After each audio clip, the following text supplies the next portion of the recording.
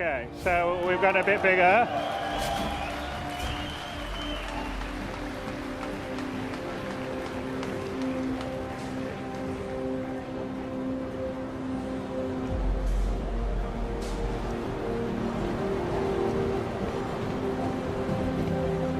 And the big difference with ArcCorp that we have now is that there isn't really a skybox. Everything is real. So, well, not real, it's digital, but it's there. It's a digital thing. So let's just head through the main plaza of Area 18 here in ArcCorp, which, like I said, you guys will have known from the social module, although it's quite a bit different than it was in terms of scope, scale. Obviously, you can see a lot of the advertising and vibe stuff. But let's head out through the customs.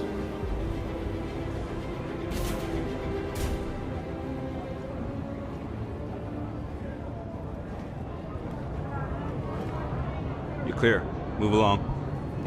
All right, let's go.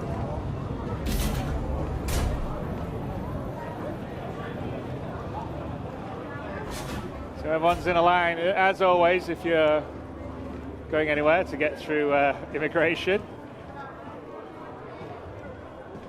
Here we go, the main flying pass.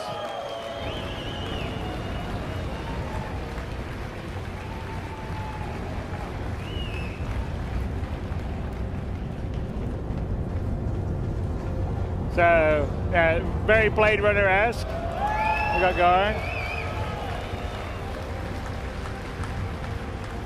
So this is a Terrapin, which again isn't in 3.0, but is going to be just after 3.0.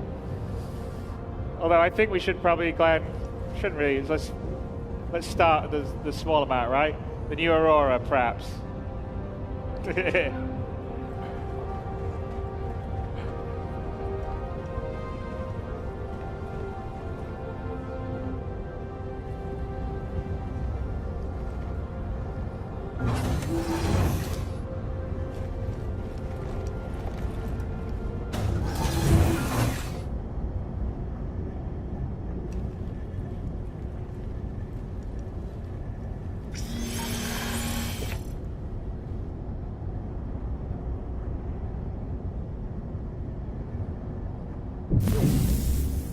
Welcome to Robert Space Industries. Enjoy the ride. System check. Engines are on. All right, let's take off. Let's go flying.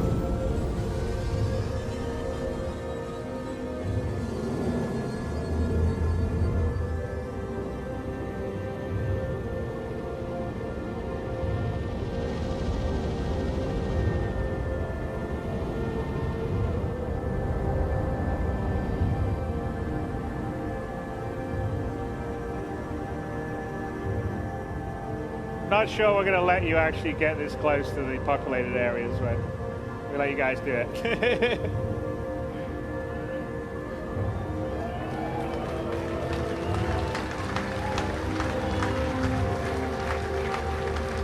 Landing gear 3.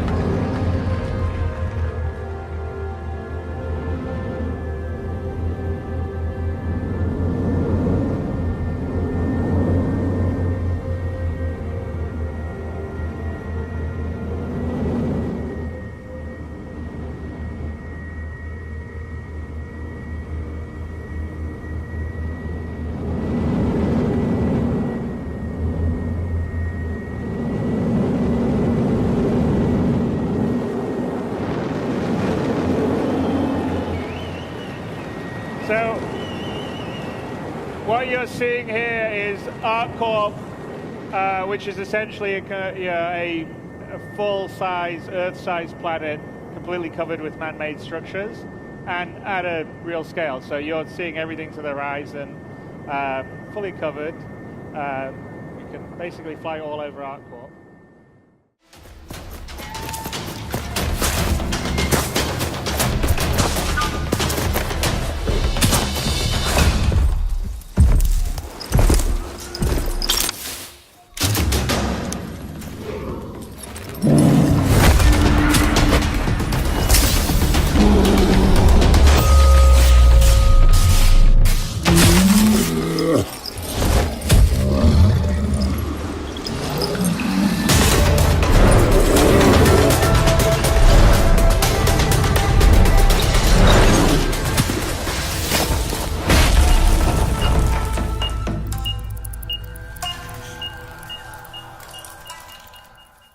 To be. The game should deliver on that promise. It should be the ultimate experience where you actually go to Pandora and where you can live an alternative life on the moon. We are working side by side with Lightstorm to create a game based on the world of Avatar. With the power of Massive's Snowdrop game engine and the team's passion and obsessive focus on detail, we know they're the right group to bring the beauty and danger of Pandora to life. It's a mesmerizing world that you want to visit and see with your own eyes. To now be able to recreate that in a computer game is a fantastic, humbling experience. The excitement is enormous, and it fits very well with many of the things we are interested in. Ecology, sustainability, fighting for what you believe in, a lot of interesting values that really resonate well with the team. Our ambition is always to make the best games in the world. In this case, I think we have a unique opportunity to do something that is very, very rare. Every player gets to choose how they want to experience this incredible universe. We're about to embark on an amazing adventure. The insane attention to detail is one of the key things that made Pandora feel so real. When we're done, everybody will get to experience the beautiful world of Pandora. But one of the things I really like about this game is it's, you know, we see a lot of open world games out there. It's certainly like a popular genre, but this one, the feel of it is different. It feels more improvisational, I think is the word I'm going for. Absolutely. Our crafting system, I mean, it's really inspired by, you know, kind of the do-it-yourself mentality where, you know, we all feel thrilled when we make a repair to our car or our house with duct tape and a couple of loose screws, and we feel really good about it. That's Deacon. You know, he's making use of everything he can find in the environment, and they have to scavenge and search for things and employ them in really clever ways. And he has to do it. He has to do it to survive. So like you see right here, this is the same old clothesline that Deacon ran into, and in this demo, the runners aren't chasing him, so basically he has the opportunity to see the ambush before it happens, goes around it, comes up behind them, and takes those guys out from behind. Right. So, you know, that's, you know, to your point. And then he strangles them with their own clothesline, too. Yeah, exactly. So he makes use of the whole buffalo. And it's a dynamic event. That can happen. You can be out in the world doing a job or a mission, and then suddenly you've got marauders that are ambushing you on the highway, and it's a dynamic event. There's no way to predict when it's going to happen. You just got to pay attention. Well, is there more than just like a clothesline in the middle? Do they find more ways to ambush you? Yeah, it's a dangerous world, and it's something where you know the horde is dangerous, freakers are dangerous, but so too are humans because they're cunning and clever, and they too are using everything they can find to employ against their enemies. And let's just say clothesline is one of many things. We'll get into it at a later date. Okay. Now tell me a little bit about, maybe a little bit of the backstory about why these freakers are being hung up like this. Is that like a defense mechanism? Is it? Yeah, absolutely. Yeah, so what they do is we call it the meat wall. And what they'll do is, like in this case, they have a bear trap under this dead freaker corpse. And what they'll do is they'll put a trap under it, and then as other freakers are attracted to the meat, they're all hungry all the time. That's what happens, evidently, if you become a freaker. But they hang up the meat walls again. It's kind of like a wall to protect the encampment. So you can always tell when you're coming close to a marauder camp because you'll run into these kinds of traps. Yeah, they had all kinds of defenses too. I mean, the first thing Deacon did was trip over that little thing in the tin cans. And that's what drew the first guy out, which is why he'd think on his toes, scramble for a bush, and then wait, and then kill the guy when he came by. Right. And again, in the alternate path that we're showing, it's something where if the players are thoughtful and if they take time, they don't just rush into things, they're going to be able to employ a different analysis of the terrain. They're going to be able to look for these things and see them. And that's how he sees a clothesline. And when the players are careful and cautious and assume the world's dangerous, they can turn the tables on the bad guys using the same tools that they're using against the player against them.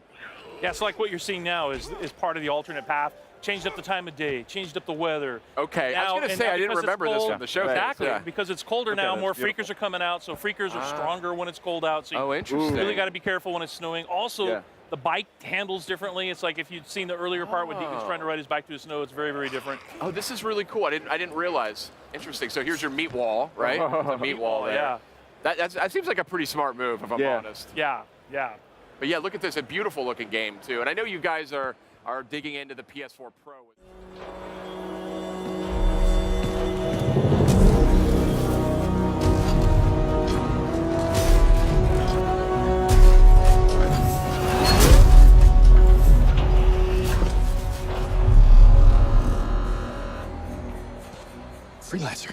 Axling? Listen, there's trouble. Big trouble. What did you do? I made a mistake. I hired some people. They weren't freelancers.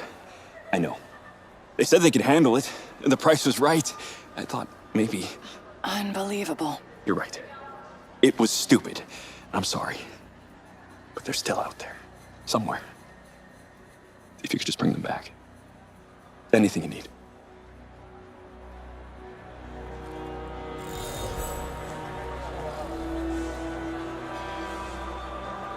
I'll get to it tomorrow. All right. In the world of Anthem, you and your friends are freelancers, the heroes who leave the safety of the walls of Fort Tarsus to explore the unknown and protect humanity. Let's join two players as they head out on an expedition. Hey, Paul. You ready to go? I'm just grabbing some supplies, just about ready. What are you going to use today? I decided to go with the Colossus. I'm going to use my Ranger. Try out some new upgrades.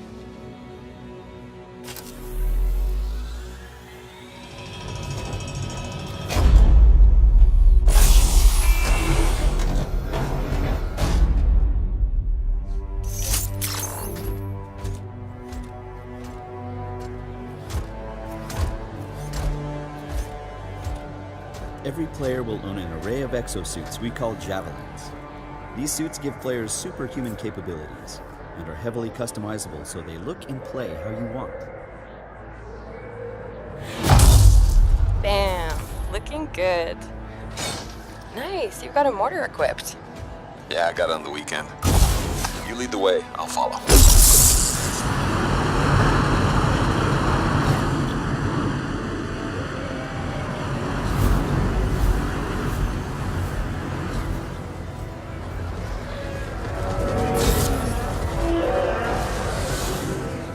This is a vast open world you explore with your friends. Each Javelin exosuit has its own unique playstyle. The Ranger is balanced and all-purpose, while the Colossus is a tanking powerhouse. All right, let's see what's up here. The world of Anthem is hostile, and threats can come from any direction. It's a dynamic world where the unexpected is around every corner. I'm not sure we want to use all our supplies on this guy. Yeah, he seems like a problem for another day.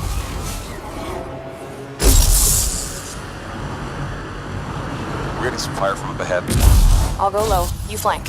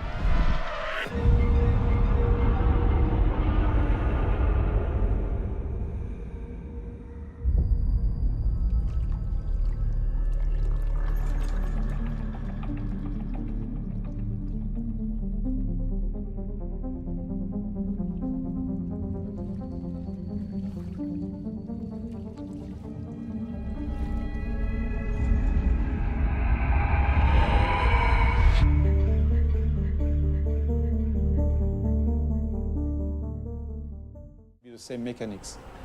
So that was one of the big features we wanted to make sure that we had before showing the game to the public, to everybody, so that we wanted to make sure that the technology was working and this big ambitious game was feasible.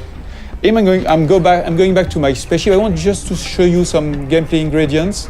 I'm going to change a little bit the time so that we have a bit more sun. Yeah. So that spaceship is very, very nice. It's very close to the Beluga we had in Beyond Good and Evil 1. It can handle very large speed, but it's also very easy to do loopings and trigger very fast movements. So it's a dogfighter. I can increase the speed. So this is a classic plane speed we have on Earth. We are about 1,000 kilometers per hour.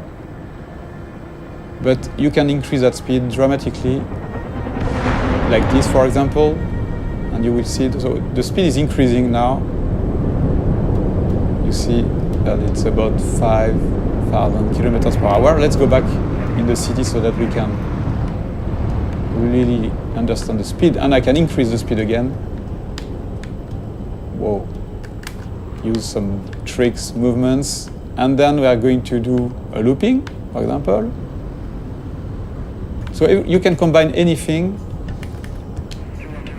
any movements, and the very nice thing too is that you can even increase the speed to 20,000 kilometers per hour, which is a lot. I'm going to try, to drift like that. So at any time you have the drifting mode, you have all these very interesting movements. But of course, the biggest things you want to do in this kind of situation is to go in space. So let's trigger higher speed. And you see this little effect around the spaceship is because of the friction of the atmosphere. If I don't increase my speed, there is no reason to have more friction. But if I'm increasing the speed, you will see that the effect is stronger. And same thing if I'm going very, very fast. So depending on the quantity of atmosphere, you can have a stronger effect. Until you start burning. But you see, with those very high speed, you can really travel very, very far and very fast. Just changing the time of the simulation so that we can appreciate the wonderful view in space. So if I decide to go on this planet or the satellite, which is somewhere around there, I can go there seamlessly. And the further you are of the planet, the faster you can go because there's no more atmosphere, so no more friction. So you see, here I still have a little friction. But of course, you can go back onto the planet whenever you want.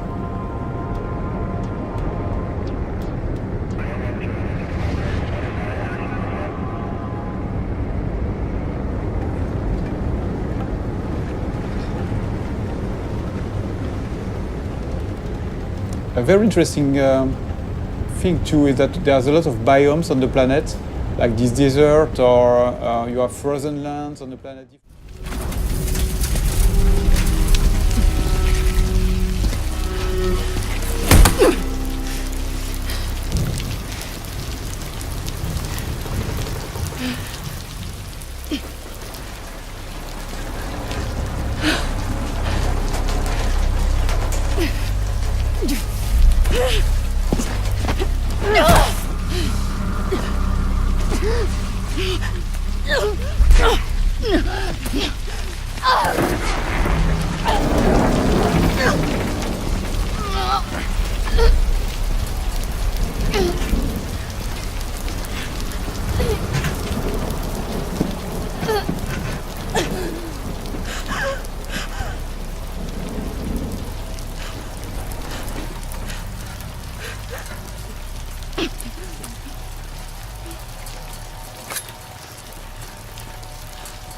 They are nested with sin.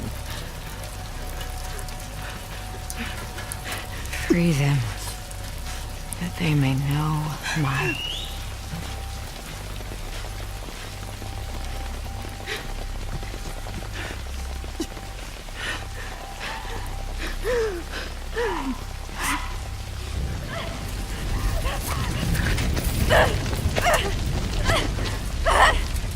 Yara!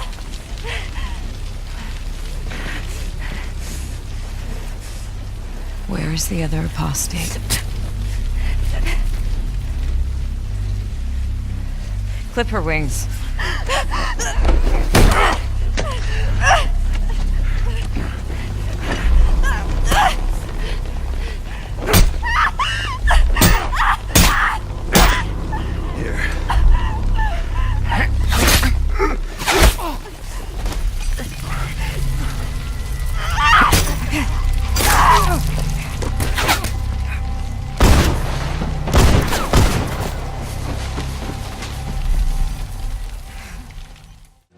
Street Race Challenge. Street racing is at the core of the crew DNA and one of the many disciplines of the crew 2. But this time we're shifting from underground street racing to bring you a more accessible, festive and competitive take on the genre.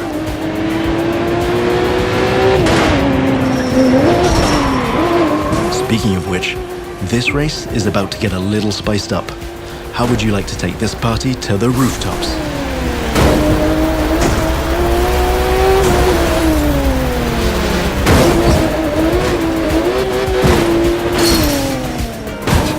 That was just a small example of the way we've redesigned the US cities to offer you more freedom for spontaneous challenges. In the Crew 2, your whole environment has been shaped and tweaked so that you can enjoy the very best experience, whatever the vehicle or the discipline. But before I tell you any more, I think Live Sportscast has something to tell you. And now, life goes to the extreme!